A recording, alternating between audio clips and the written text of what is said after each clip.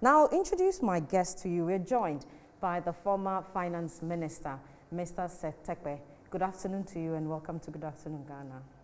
Yeah, good afternoon and good afternoon to your viewers. Great. You're going to do a brief presentation on the budget, but I just wanted in maybe 1 minute to give us a summary of what we should expect. We are all excited about this presentation or interaction that I'm going to have with you. I know you prefer that. Yes. Yes. So it's going to be an interaction between myself and you, but in summary, what are the key points that we should be looking at? Yeah, thank you very much.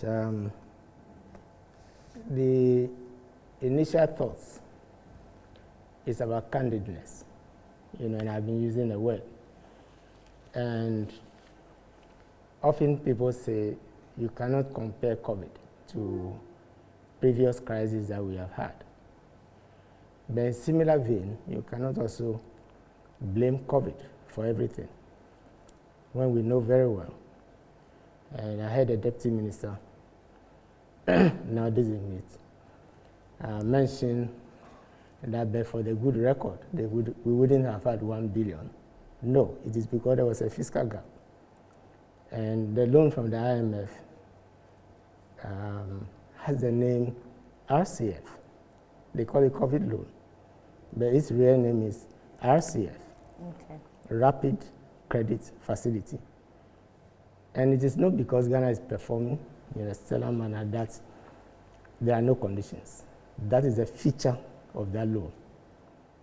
So it is used, for example, for countries that have crises like conflict, flood. The closest I can compare is our stabilization or contingency fund, which we wanted to, which we started to establish, so that in the event of a flood, in the event of, say, in the North, Kwame Nkrumah circle, and that is where it has minimal conditions. But it's not because, Ghana. The other point of candidness is the attempt to put almost everything on COVID. In fact, there was a 6 to 7 percentage point gap in the budget by the media review. Mm-hmm. And we would have the opportunity to look at it. Definitely. And this point is important, so maybe I will spend just a few seconds on it, and then we can go back to it. Okay. 2020 began with a deficit of 4.7%. That was a projected deficit.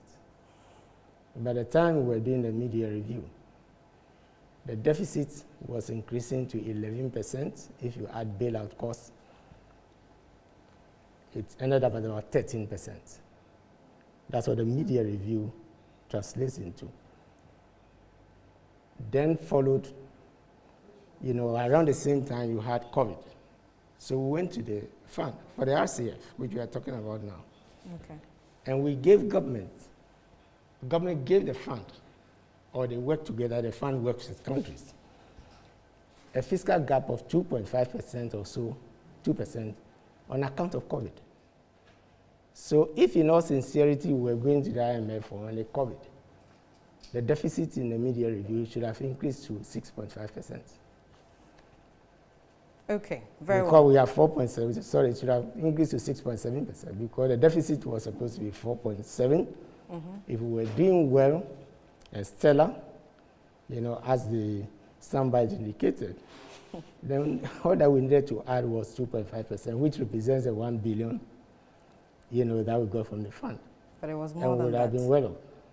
So the question is, if you add 2 or 2.5, then you say 3, which is 7 points, 6.7, 2.3, 2.7, or you are round it up to 5%, and therefore you are at 8%, and your deficit is at 13%. What is accounting for the difference of 7?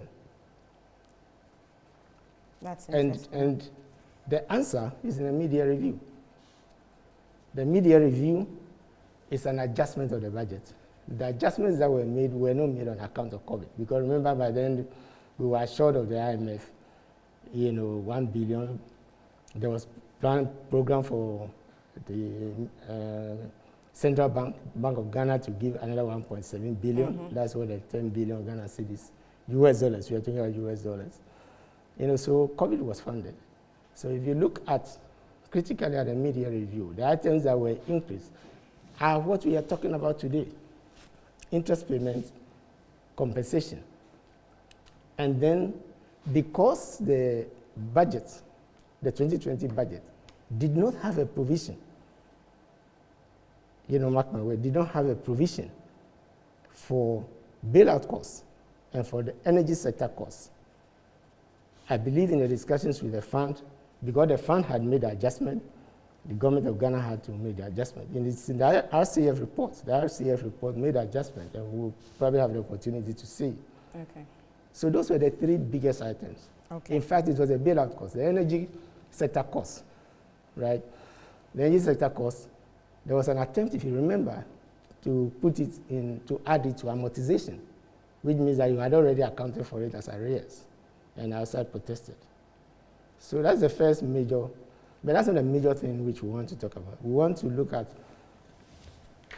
how did we perform by way of revenue, expenditure, to get to the deficits and the gap situation. What were some of the factors that I'm talking about?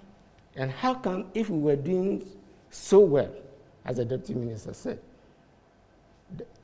if you are doing well, you have a low deficit. And that's what we're told: 3.7, 4.5, 4.7, as we just, which was excellent, except that you borrow to finance the deficit. So if you are doing well, your debt shouldn't be high. We shouldn't be at 80%. Okay. Or we shouldn't have been at 63% at the end of 2019, and then 80%. Right, so it was the debt that exposed the difficulty we have there. So we'll find out about revenue, how we are doing, or how we have expenditure, what are the problems, the tax measures. There's a part that says being where we are. Why we are where we are, yes. Yes, that will be very interesting. Yes. And that gives the reasons. That's the final part as to why is it that we have this. And that has to do with offsets that we were doing. As I said, sometimes not showing bailout costs in the budget at all. Sometimes burying it in footnotes, just to give the impression that, we're doing quite well. And that's the final part. So that's the coverage of, the discussion. Okay. I'm sure you're also excited listening to the But I must say it is interactive, because I got this sense from talking to your Yes, it's definitely going to be interactive. Yes, so right now, Mr. Terkper, if you may take your position by the screen for us so that we start our interactive session. While you're going there, I just want to go through the summary topics, as you mentioned. The three key things we'll be looking, you talked about candidness, and then you raised the question about the rapid credit facility. You also talked about a deficit gap. We'll be discussing that, as well as the 2020 no bailout provision for the energy sector. Those are three interesting things. But from the document that we're going to be interacting on, if I should say, your first part says the COVID-19 excuse. The second part says fiscal framework. We'll look at the third part. That's the overview of the budget 2012-2013 to 2024. The reality of fiscal risk, being where we are, or why we are where we are, and then a conclusion. Yes. So my name is Francisca Kakrafosin. His name is Seth Terkper. We're ready. Okay, so you've given his highlights already. Yes. So we can move on. So this is my point.